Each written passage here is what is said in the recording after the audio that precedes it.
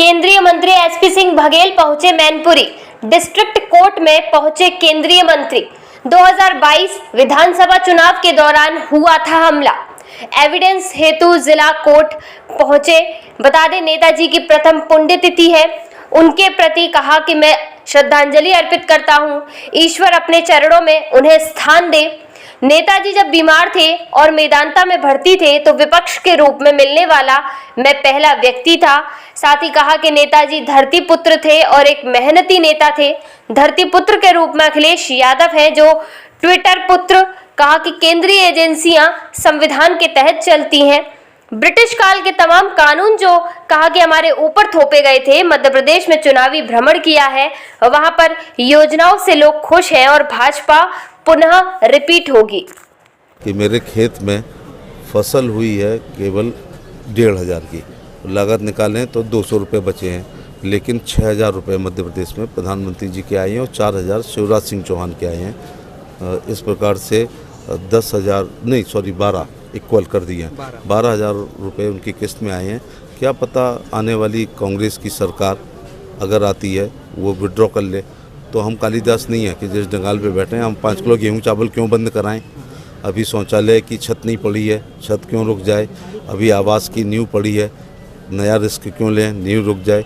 किसान सम्मान निधि रुक जाए, आयुष्मान कार्ड कहीं रुक जाए। तो जो हम पा रहे हैं हम उससे संतुष्ट हैं और मोदी जी को आयुष्मान भव बोलेंगे। शुक्रिया, थैंक यू। आज एमपी एमएलए कोर्ट पहुंचे, किस वजह से? एमपी एमएलए कोर्ट में जिला सत्र एवं न्यायाधीश के यहाँ आज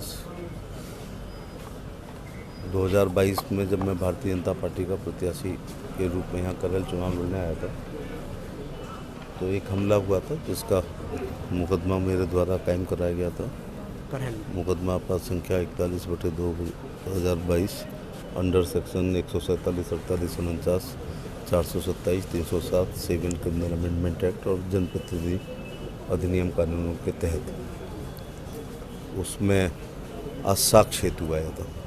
आज साक्ष्य के लिए पहुंचे हैं, क्या संयोग है? क्योंकि राजनीतिक गुरु की आज पहली पुण्यतिथि है, क्या नहीं?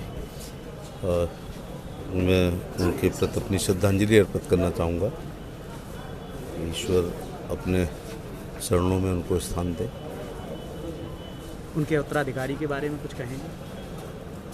उनके उत्तराधिकारी के बारे में उन्हें, क्योंकि मुखर वक्ता हैं आप, खुल के बोलते हैं, आज उन्हें कुछ उनके उत्तराधिकारी के बारे में यही कहना चाहेंगे। आज मुलायम सिंह यादव जी की पुण्यतिथि है, तो मैं जब वो बीमार थे तो मेदांता हॉस्पिटल में संपूर्ण विपक्ष में मिलने वाला प्रथम व्यक्ति था। इसके बाद उनकी देहावसान पर सेफई में दाह संस्कार में भी सम्मिलित हुआ था। तो आज ये याद आ रही है कि वो एक धरती पुत्र थे, मेहनती नेता थे, लेकिन धरती पुत्र के घर में ट्विटर पुत्र के रूप में अखिलेश यादव हैं, जो केवल ट्वीट करते हैं। मंत्री जी, सत्ता आपकी है केंद्र में, प्रदेश में, जो केंद्रीय एजेंसियां हैं, ऐसा आरोप है कि आपको जो विपक्ष के लोग हैं उनकी आवाज़ दबाने के लिए ऐसी एजेंसियों का दुरुपयोग कर रहे हैं। चाहे संजय सिंह का मामला हो, चाहे पश्चिम बंगाल में ईडी का छापा पड़ रहा हो, कभी बीजेपी नेताओं पे नहीं पड़ता है। डेमोक्रेसी के 4 स्तंभ हैं: कार्यपालिका, विधायिका, न्यायपालिका और मीडिया। अब इससे ज़्यादा आपको प्रत्यक्ष क्या उदाहरण दूँ कि अगर जुडिशरी अपने आप में एक पिलर है, स्वतंत्र एवं निष्पक्ष संवैधानिक संस्था है, मैं भी आज एक आम आदमी की तरह वहाँ पर खड़े होकर के कटघरे में और अपने साक्ष्य को अंकित कराया हूँ। इस देश के संविधान के आगे सभी लोग बराबर हैं। जहाँ तक ईडी और सीबीआई की बात है, ये संवैधानिक संस्थाएं हैं। सरकारें आएंगी, सरकारें जाएंगी, लेकिन जब तक भारत का संविधान हमेशा रहेगा और ये संस्थाएं संविधान के अनुसार चलती हैं, सीआरपीसी, आईपीसी, पुलिस रेगुलेशन, कानूनों के अनुसार चलती हैं। ये किसी के कहने पे नहीं चलती हैं और ये संस्थाएं हमेशा सशक्त और मजबूत रहनी चाहिए।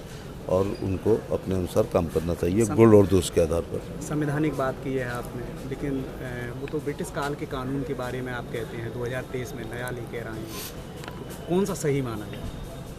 देश काल और परिस्थितियों के अनुसार भारत के संविधान में भी संशोधन हुए हैं। देश काल परिस्थितियों के अनुसार हमारे खान पीन में, हमारे पहनावे में 70 साल पहले यहाँ आए होते तो पैंट शर्ट वाला कोई नहीं मिलता, ठीक है ना। लेकिन इस टाइम और pizza, burger, chowmein, pasta, momos वाले लोग नहीं मिलते, हम लोग दाल रोटी सब्जी चावल। उसी प्रकार से 1861 का आईपीसी है, सीआरपीसी तो 73 में अमेंडमेंट और बाद में भी हो गई है, इंडियन एविडेंस एक्ट भी उसी के आसपास का है। तब दूसरी परिस्थिति थी, अब विज्ञान का युग है। अक्सर मुकदमे के छूटने के पीछे कारण ये रहे कि साइंटिफिक एविडेंस नहीं रही, वादी के बयान और गवाहों के बयान के आधार पर तय होते थे, जो मैनेज भी हो जाते थे।